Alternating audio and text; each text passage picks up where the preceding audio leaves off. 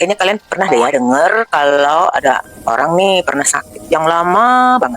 Terus dia minum air zam-zam dan pelan-pelan membaik. Terus orang itu langsung nanya, wah kok bisa ya? Padahal ya itu kan cuma air, bukan obat resep, bukan kapsul, bukan terapi mahal. Atau jangan-jangan ini cuma sugesti?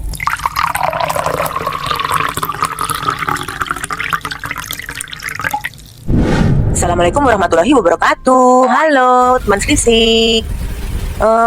Aku kayaknya kalian pernah deh ya denger kalau ada orang nih pernah sakit yang lama banget. Terus dia minum air zam-zam dan pelan-pelan membaik. Terus orang itu langsung nanya, wah kok bisa ya? Padahal ya itu kan cuma air, bukan obat resep, bukan kapsul, bukan terapi mahal. Atau jangan-jangan ini cuma sugesti? Tubuh itu selalu merespons apa yang ia yakini. Oke, kita mulai dari yang faktual dulu ya. Secara ilmiah, air zam-zam adalah air mineral alami. Beberapa kandungan utamanya diantaranya adalah kalsium, penting bagi tulang dan syaraf. Magnesium, bantu metabolisme dan otot. Natrium, untuk keseimbangan cairan. Mineral lain dalam keadaan yang stabil. Makanya rasanya itu sedikit lebih berat, sedikit lebih pekat dibanding air biasa. Ini bukan klaim mistis loh, ini hasil pengukuran laboratorium. Tapi penting juga, kandungan ini tidak menjadikan zam-zam obat kimia. Dia tetap air, tapi air yang Allah jaga. Oh, jadi bukan air kosong ya, Mah? Bukan, Piti. Tapi juga bukan obat instan. Ia bukanlah obat kimia, melainkan air yang terlindungi. Nah, sekarang pertanyaan yang sering banget muncul, kenapa ya? Zam-zam di Mekah kok rasanya lebih enak dibanding setelah sampai di Indonesia? Ayo jujur, kalian pasti sering mendengar pertanyaan seperti itu kan di sekitar kalian?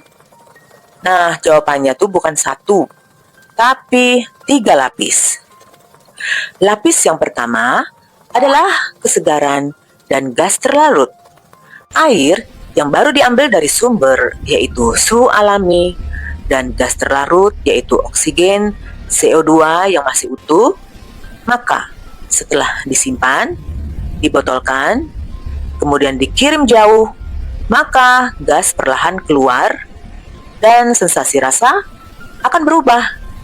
Ini normal pada semua air mineral tentunya. Lapis kedua adalah otak dan konteks. Lidah itu jujur loh, tapi otak lebih berkuasa. Otak menilai rasa dari suasana, emosi, dan kondisi tubuh. Minum air zam-zam di Mekah, habis ibadah, capek fisik, maka hati fokus. Nah, sedangkan minum air zam-zam di Indonesia, sambil scroll HP, sambil mikir kerjaan. Airnya sih sama aja, tapi otaknya berbeda. Kami minum air tanpa overthinking. Nah, itu dia masalahnya. Manusia sering minum sambil mikir. Air yang baru diambil masih penuh oksigen dan gas alami. Lidah itu jujur, tapi otak lebih berkuasa. Airnya sama, otaknya beda. Sekarang kita akan masuk ke bagian pentingnya. Zikir itu apa sih efeknya secara sains? Yang diakuin sains, zikir akan menenangkan sistem saraf. Hormon stres kortisol akan turun. Tubuh masuk mode pemulihan. Ilmunya namanya psikoneuroimunologi. Rada ribet ya. Saya ulangi lagi ya. Psikoneuroimunologi. Bener nggak tadi aku ngomong ya? Maaf kalau selisik. Ya udah deh, Ntar aku tampilin aja ya di teks ya, biar kalian nanti baca sendiri. Nah, itu tadi artinya pikiran, saraf, imun, nyambung semua. Jadi zikir itu kerjanya di badan ya? Iya, Piti. Bukan di airnya dulu, tapi di kita. Zikir menenangkan sistem saraf. Hormon stres menurun. Pikiran, saraf, dan imun saling terhubung. Sekarang kita masuk tentang ilmuwan Jepang yang meneliti air dan kata-kata. Kawan selisih, tentang penelitiannya memang menarik sih. Namun hingga kini belum diterima sepenuhnya oleh sains arus utama. Metodologinya masih menuai banyak kritik. Karena itu, kita nggak boleh melompat pada klaim berlebihan seperti molekul air Zam-Zam pasti berubah karena zikir. Itu terlalu jauh dan tidak adil secara ilmiah. Yang dapat kita katakan secara jujur dan bertanggung jawab adalah zikir terbukti membantu menenangkan kondisi psikis dan psikologis manusia. Tubuh yang lebih tenang cenderung menyerap air dan nutrisi dengan lebih optimal.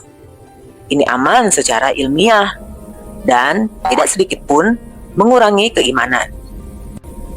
Tentang air Zam-Zam, kita meyakininya sebagai air yang diberkahi, sebagaimana disebutkan dalam banyak riwayat.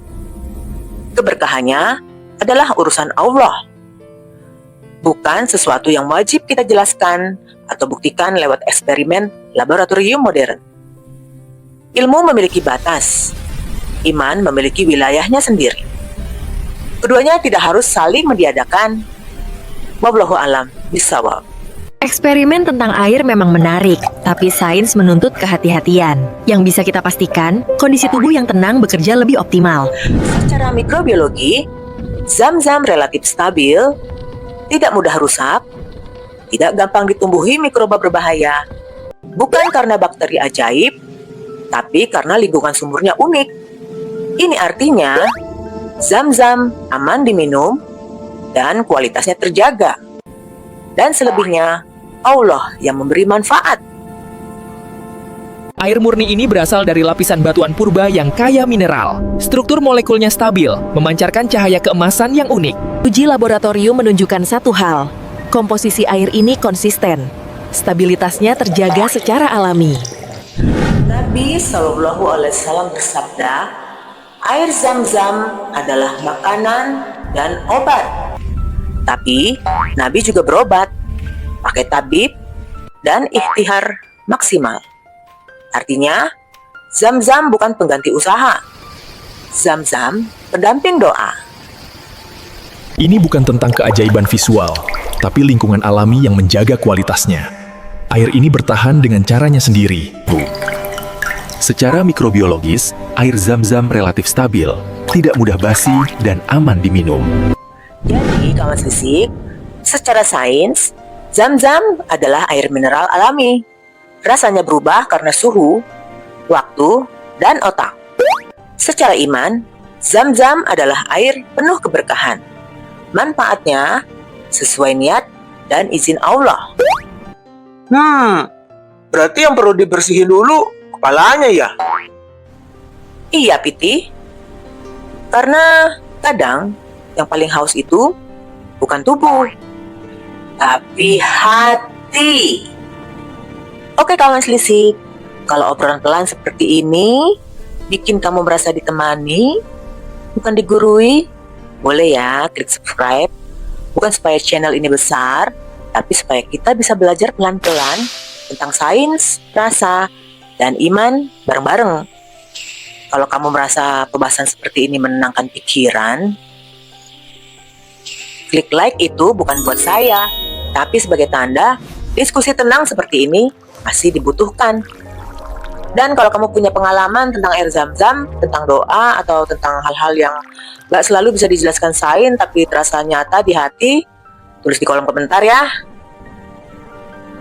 Karena di sini nggak ada yang paling benar, kita saling mendengar.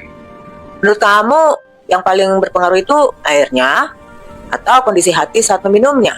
Coba Cerita kamu penting deh. Saya baca satu-satu deh nanti.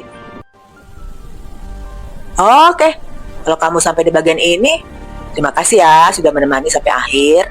Semoga yang kita minum hari ini bukan cuma air, tapi juga ketenangan. Wallahu a'lam bishawab.